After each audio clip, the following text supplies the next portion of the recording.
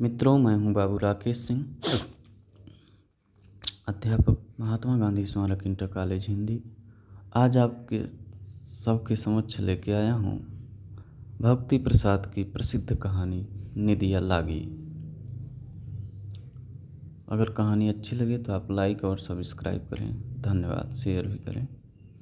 College से लौटते समय मैं अक्सर अपने नए बंगले को देखता हुआ घर आया करता।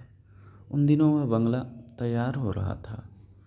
एक ओवरसियर साहब रोज़ाना सुबह शाम देखरेख के लिए आ जाते थे। वे मझले भैया के सहपाठी मित्रों में से थे। लंबा कद, गौरवर्ण, लंबी नाक, खूबसूरत मुख पर उल्लास का अभिनव आलोक। गंभीर भी होते तो प्रायः मालूम यही होता कि मुस्कुरा रहे हों। नाम उनका बेनी माधव था और अवस्था उनकी अब 45 वर्ष के ऊपर जान पड़ती थी। मिस्त्री और मजदूर सब मिलाकर कोई 25-30 व्यक्ति काम कर रहे थे। मजदूरों में कुछ स्त्रियां भी थीं। एक दिन मैंने देखा छत कूटी जा रही है। कूटने वालों में स्त्रियां ही हैं अधिकांश रूप से। 2 पुरुष भी हैं, लेकिन वे जरा हटकर एक कोने में हैं। स्त्रियां छत कूटती हुई एक गाना गा रही हैं। यूँ उनका गायन कुछ विशेष मधुर नहीं है, किंतु अनेक सम्मिलित स्वरों के बीच में एक अत्यंत कोमल स्वर भी है। तभी मैं उसके पास जाने को तत्पर हो गया। मुझे देखना था कि वह जो गाना गा रही है और जिसका कंठ इतना मधुर है, उसका रूप भी कुछ है या नहीं। मैं मानता हूँ कि यह मेरी दुर्बलता थी, किंतु उन दिनों मेरी समझ में यह बात कैसे आती। एकाएक पहले तो ओवरसियर साहब सामने आ गए। बोले, आ गए छोटे भैया।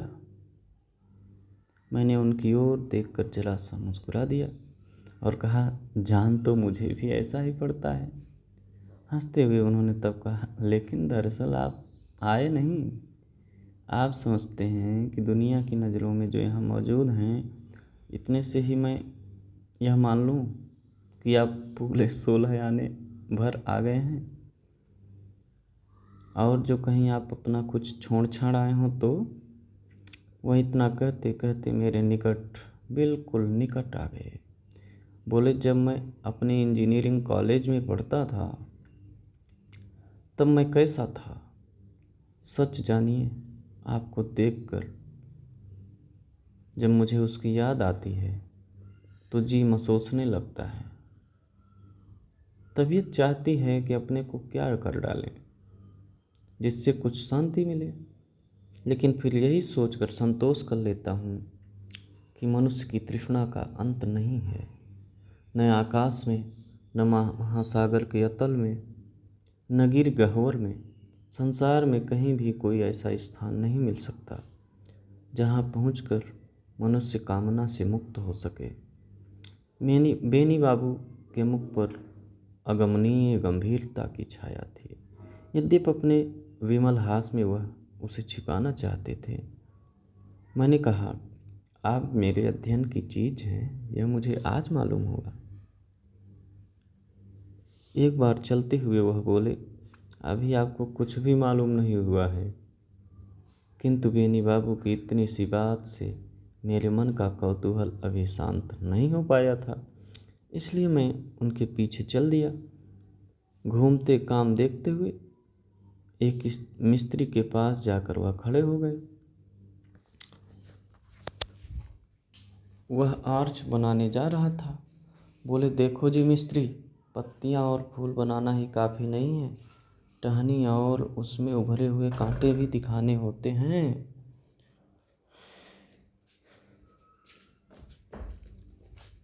माना कि नकल नकल है, असल चीज़ वह कभी हो ही नहीं सकती। किंतु असल चीज़ की जो असलियत है, गुण के साथ दुर्गुण भी, नकल में यदि उसको स्पष्ट न किया जा सका तो वह नकल भी नकल नहीं हो सकती।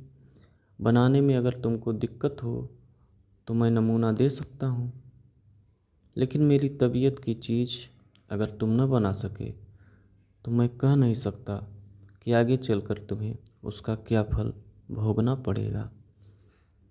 मिस्त्री वृद्ध था, उसके बाल पक गए थे, उसकी आंखों पर पुरानी चाल का चश्मा चढ़ा हुआ था।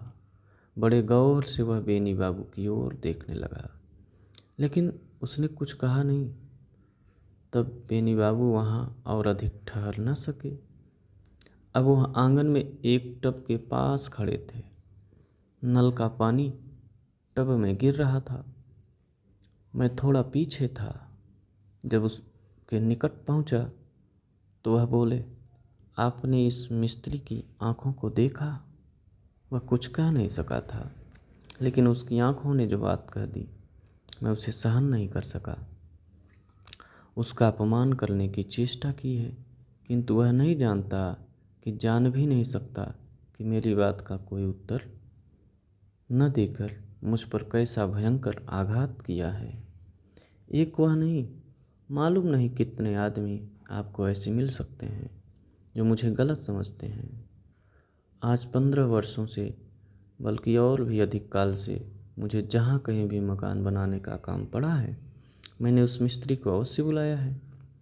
मैंने काम के संबंध में कभी कभी तो उसे इतना डांटा है कि वह रो दिया है। तो भी कभी ऐसा अवसर नहीं आया कि उसने मुझे तीखा उत्तर दिया हो। उसका वही पुराना चश्मा है, वैसे ही भीतर तक प्रविष्ट हो जाने वाली आँखें। उसने कभी मजदूरी मुझसे तय नहीं की, और कभी ऐसा अवसर नहीं आया जब काम समाप्त हो जाने पर मजदूरी के अतिरिक्त 10-15 रुपये पुरस्कार प्राप्त न किए हों। किंतु इन सब बातों को अच्छी तरह समझते हुए भी डांटना तो पड़ता ही है, क्योंकि उससे कलाकार की सुस्त कल्पना को जागरण मिलता है। अब बेनी बाबू घूमते फिरते वहीं जा पहुँचे जहाँ स्त्रियां छत कूट रही थीं। उन्होंने एकाएक जो हैटधारी हम लोगों को देखा तो उनका गाना बंद हो गया। तब मेरे मन में आया कि इससे तो यही अच्छा था कि हम लोग यहाँ न आते, और कुछ नहीं तो संगीत का वह मृदुल स्वर तो कानों में पड़ता। और वह संगीत भी कैसा, एकदम असाधारण। उसकी टेक तो कभी भूल ही नहीं सकती, जैसी नन्ही वैसी ही भोली। निदिया लागी मैं सोए गई गुइया, निदिया लागी। बेनी बाबू ने खड़े खड़े इधर उधर देखा और कहा, देखो इधर, इस तरह नहीं पीटना होता कि चोटों की आवाज़ का सिलसिला बिगड़ जाए।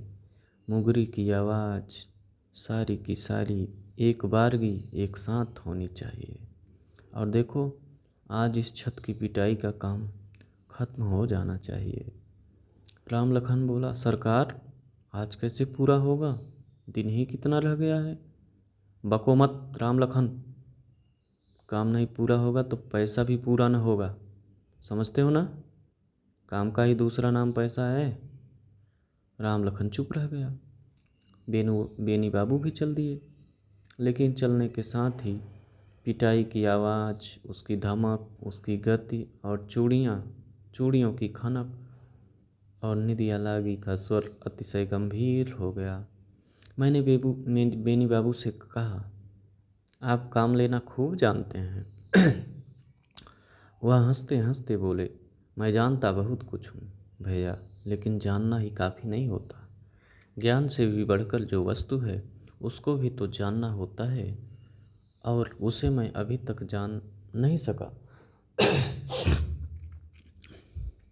मैंने पूछ लिया, वह क्या? वह बोले, सत्य का ग्रहण। मैंने कहा, सिर्फ पहेली न कहिए, उसे समझाते भी चलिए। वह तब तक एक पेड़ के नीचे सड़क पर ही एक और कुर्सी डलवा कर बैठ गए और बोले, ये स्त्रियां जो यहाँ मजदूरी करने आई हैं, कितने सवेरे घर से चली हैं और कब पहुँचेंगे?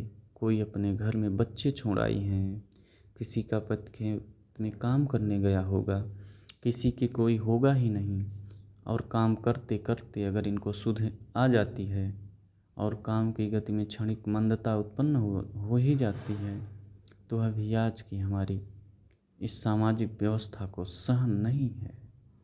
और तारीफ यह है कि हम समझ लेते हैं कि हम बड़े ज्ञानी हैं।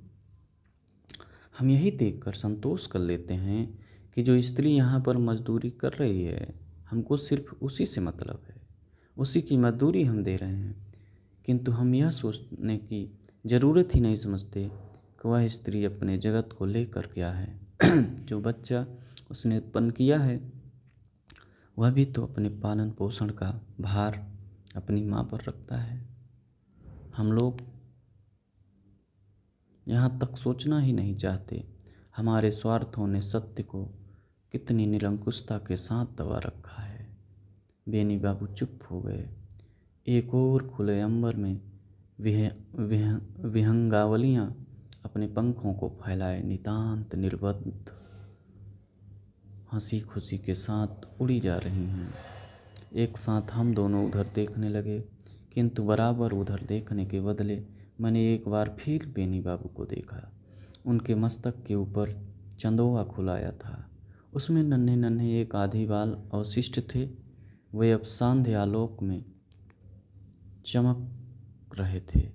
उनकी खुली आंखें यद्यपि चश्मे के भीतर थीं, तो भी मुझे प्रतीत हुआ जैसे वे कुछ और भी फैल गई हैं। इसी क्षण बोले, अब यह काम आगे न करूँगा। लेकिन उनका यह वाक्य अधूरा रह गया। जान पड़ा वह कोई निश्चय कर रहे हैं और रुक जाते हैं। रुक इसलिए जाते कि रुकना चाहते हैं, रुक इसलिए जाते हैं कि रुकना नहीं चाहते। तभी फिर बोले, तुम उस बात को अभी समझ नहीं सकोगे, लेकिन ऐसी बात नहीं है। उस बात को समझने की तुम्हारी क्षमता कुंद है। देखता हूँ तुम विचारशील हो। और तभी मैं कहना भी चाहता हूँ कि आदमी तो अपने विश्वासों को लेकर खड़ा है, लेकिन जो आदमी अपने विश्वास को लेकर नहीं खड़ा होता, वह भी क्या आदमी है? वह आदमी नहीं है, वह पशु है, पशु। लेकिन कैसे कहूँ कि पशु भी अपने विश्वासों के विरुद्ध खड़ा हो सकने वाला प्राणी है। वह तो बल्कि अपनी प्रवृत्तियों का ही स्वरूप होता है। और वह मनुष्य छी है, उससे भी अधम क्या कोई स्थिति है?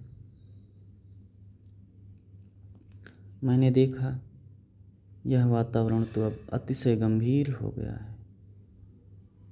और उन दिनों इस तरह की नीली गंभीरता जरा कम पसंद आती थी।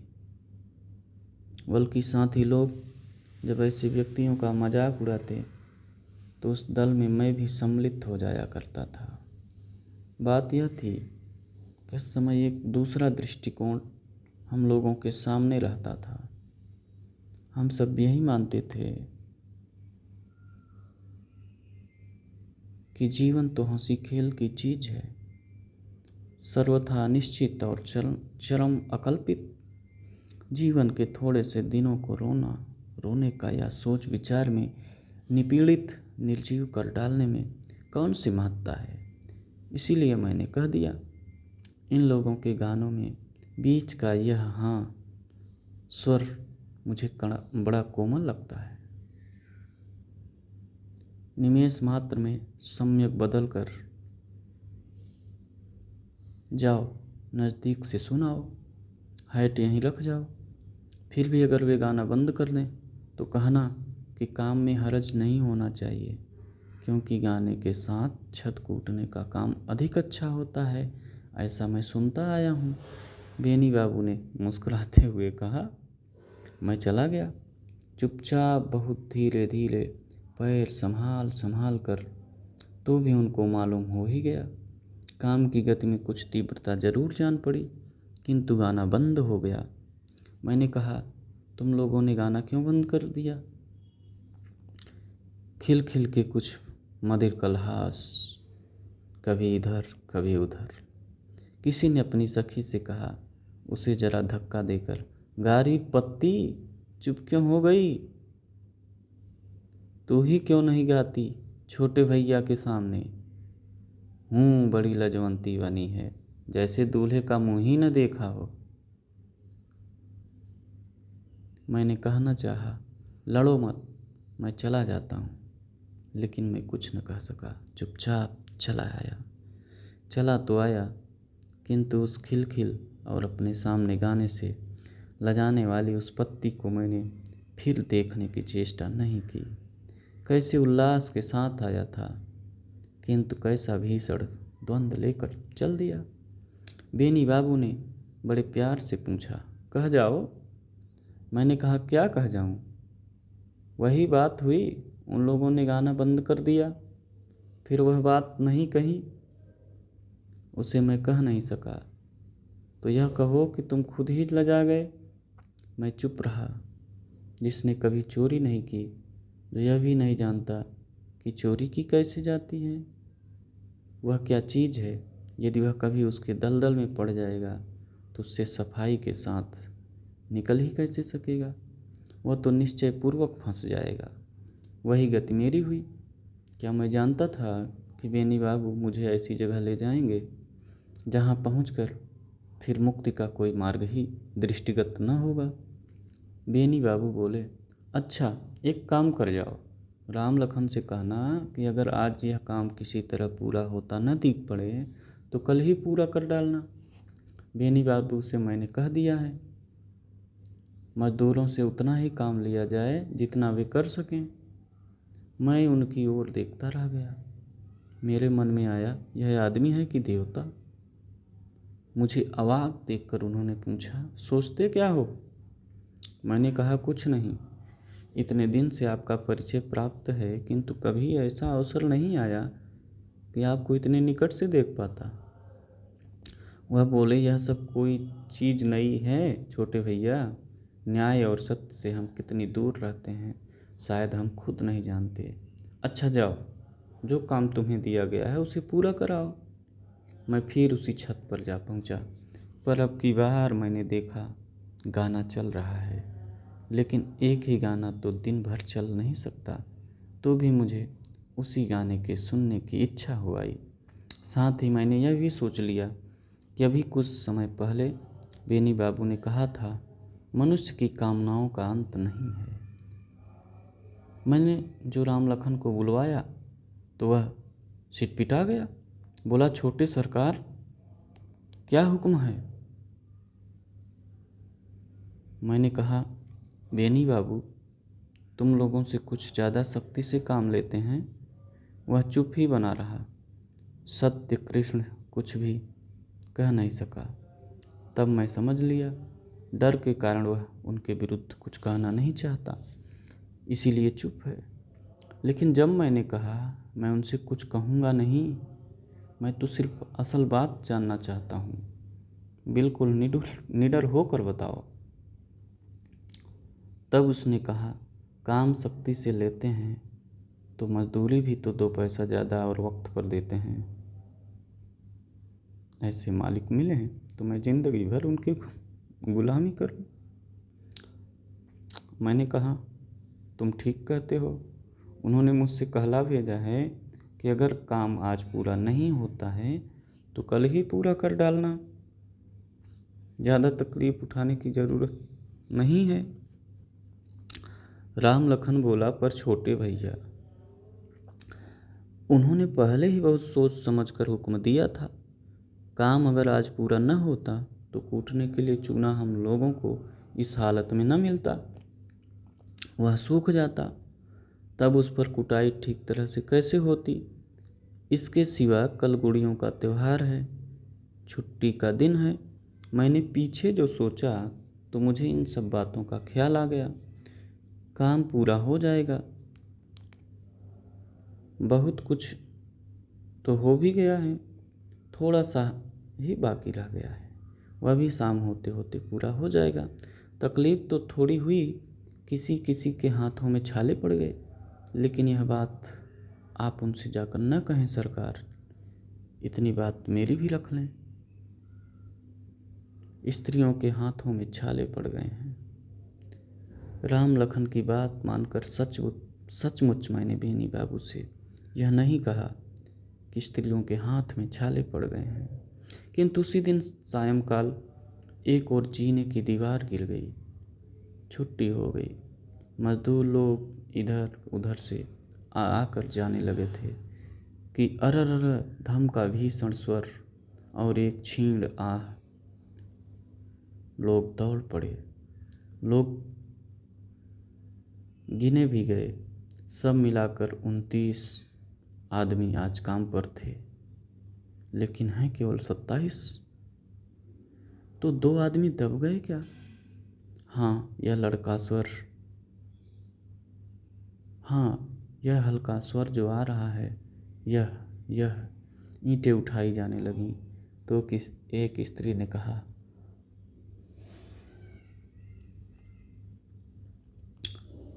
हाय हाय पत्ती है, पत्ती। तभी मैं सोच रहा था वह दिख नहीं पड़ती, शायद आगे निकल गई। हाय, यह तो चल बसी।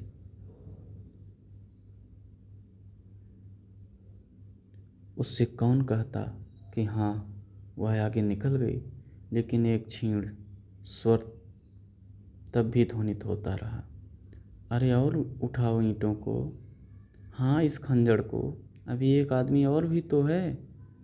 एक साथ कई आदमियों ने मिलकर एक दीवार के टुकड़े को उठाया। वह ईंटों के ऊपर था और बीच में कुछ जगह रखी गई थी। उसी में मुड़ा हुआ अचेत मिला गिरधर। कुछ दिनों में गिरधर अच्छा हो गया। उसकी एक रीढ़ टूट गई थी, लेकिन उसका जीवन उसकी रीढ़ से अधिक बलिष्ठ था। उस बंगले को फिर आगे बेनी बाबू नहीं बनवा सके। कुछ दिनों तक काम बंद रहा और वह बीमार पड़ गए। मनुष्य का यह जीवन क्या इतना अस्थिर है? क्या वह फूल के बल से भी अधिक मृदुल है? क्या वह छुई मुई है? उन दिनों मैं यही सोचता रहा था। वह बीमार थे और उनकी बीमारी बढ़ती जाती थी। मैं देख रहा था शायद बेनी बाबू तैयारी कर रहे हैं, लेकिन एक दिन मैंने उन्हें दूसरे रूप में देखा। मैंने देखा कि मृत्यु को उन्होंने मसल डाला है, पीस डाला है। वह छटपटा रही है।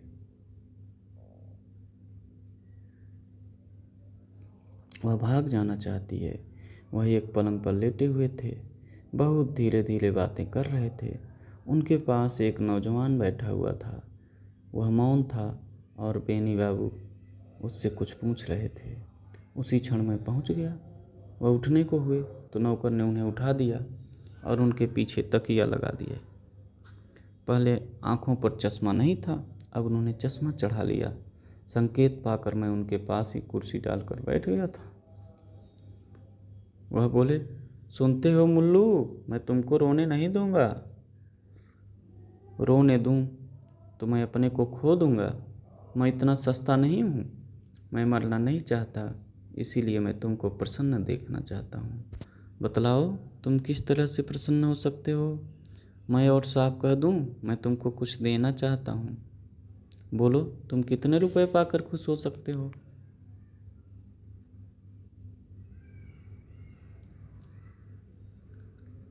लेकिन तुम यह सोचने की भूल न करना कि रुपए तुम्हारी स्त्री की कीमत है।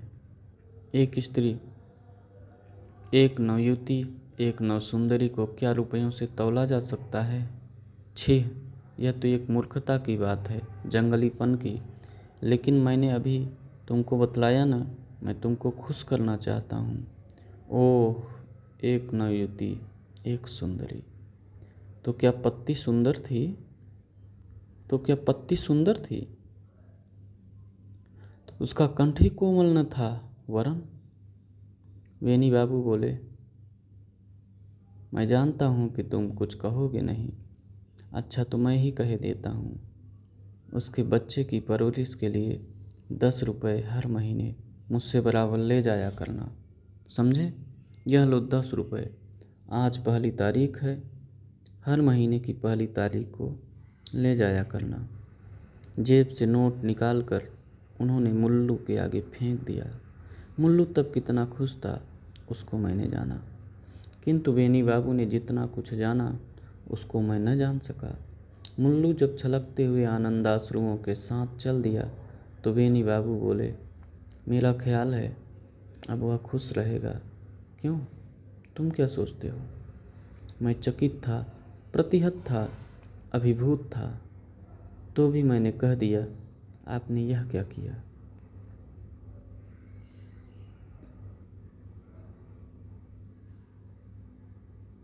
ओह, तुम मुझसे पूछते हो छोटे भैया, यह क्या किया।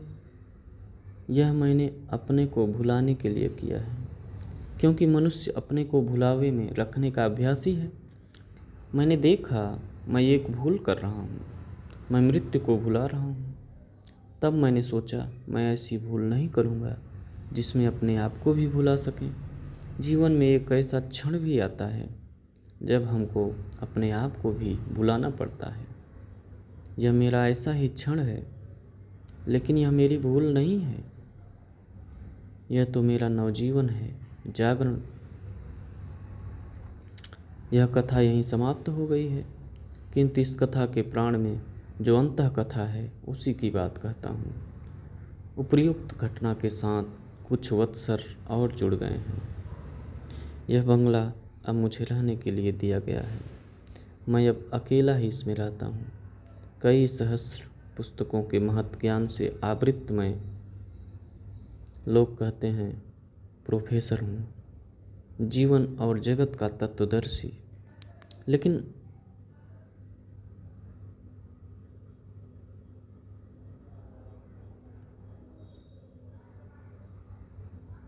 मैं अपनी समस्या किससे कहूँ, अपना अंतर किसको खोल कर दिखाऊं। बच्चे सुने तो हंसें और बीवी सुने तो कहे पागल हो गए हो। कभी कभी रात के घोर सन्नाटे में स्वप्नाविष्ट सा मैं कुछ अस्पष्ट ध्वनियाँ सुनने लगता हूँ।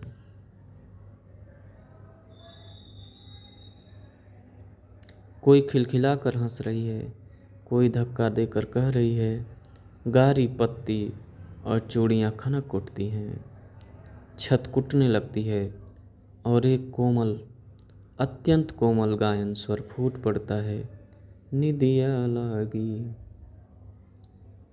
मैं सोए गई गुइया, निदिया लागी। और उसके हाथों में जो उछाले पड़ गए हैं